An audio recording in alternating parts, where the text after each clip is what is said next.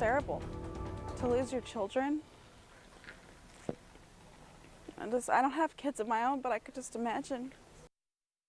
Area mourning the loss of 4 young children trapped in a late-night condo fire.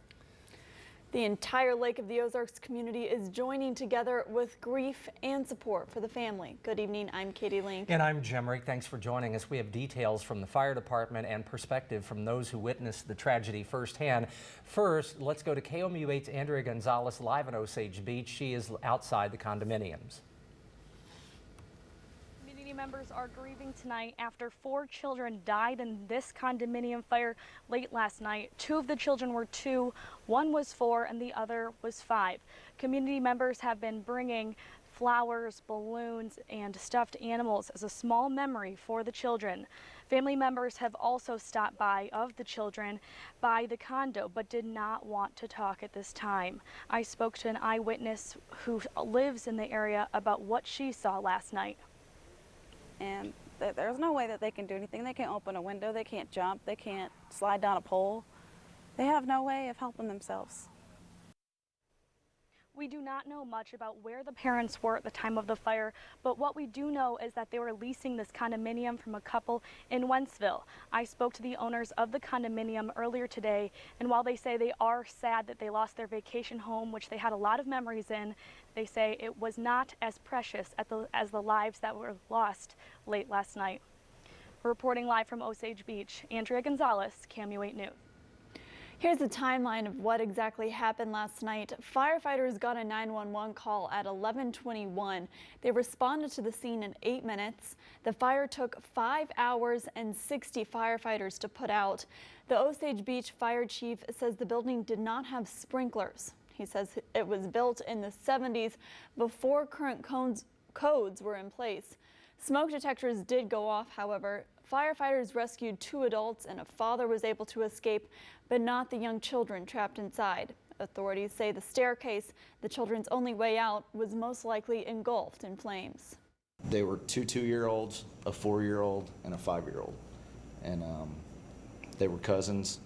They were there celebrating one of the Many witnesses saw the condo fire. Here is video from last night. The fire destroyed the middle stairwell and the top floor. Here's what one witness remembered. It's terrible. It's just, I mean, I wish I could have done something, but my dad ran up and he was throwing rocks at the windows trying to get people's attention and stuff, see if they could come out. And I was just with my family, just trying to make sure they're safe.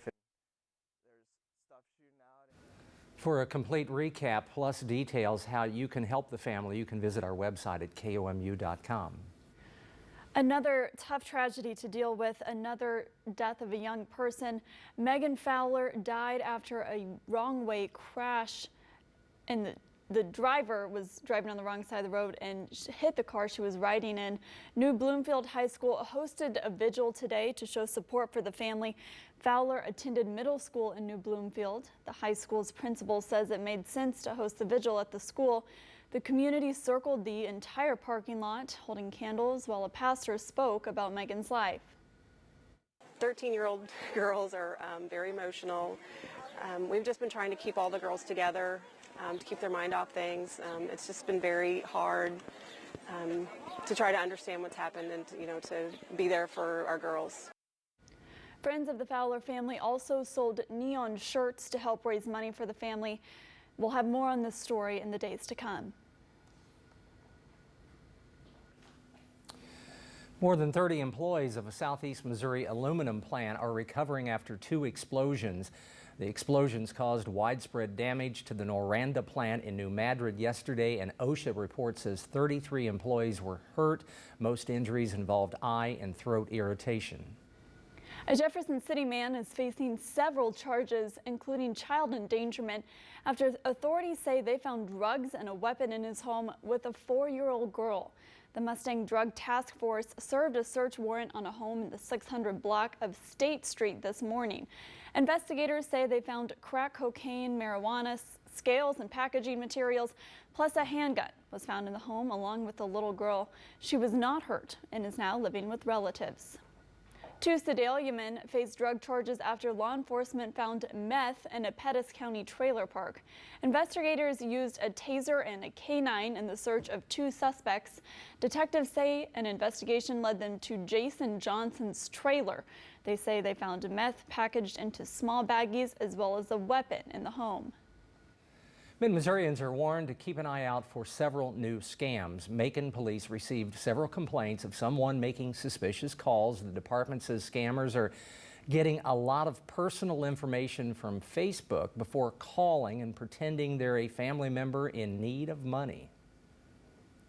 You know, they'll know family members, friends. A lot of people even put their full name, birth date, where they're from, and all their personal information right there on Facebook. So a lot of times, don't be surprised if when you do get contacted, it seems real because they already know so much.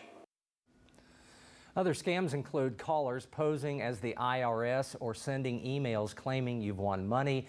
Robinson suggests taking time to collect your thoughts and verify information before giving out any personal information. It's been a wet day all over mid-Missouri, but will it stay that way for tomorrow? Let's send it over to Sydney for a check of your forecast. Yes, we've had quite a bit of shower activity across central Missouri today, but good news is that should be ending by right around midnight tonight. But taking a look at our satellite and radar right now, as you can see, quite a bit of scattered shower activity, mainly in the north, Macon, Moberly, and Brunswick. Quite a bit of showers still up there, but most of those should be out of the way by right around midnight tonight. We're going to be left over with quite a bit of cloud cover.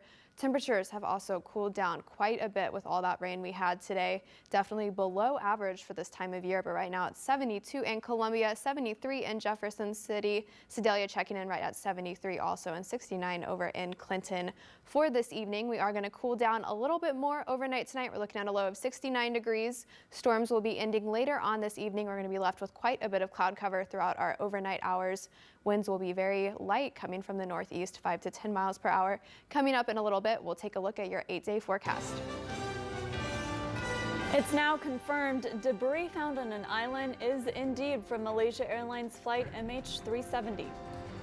And a volcano in Mexico continues to live up to its name. That's later.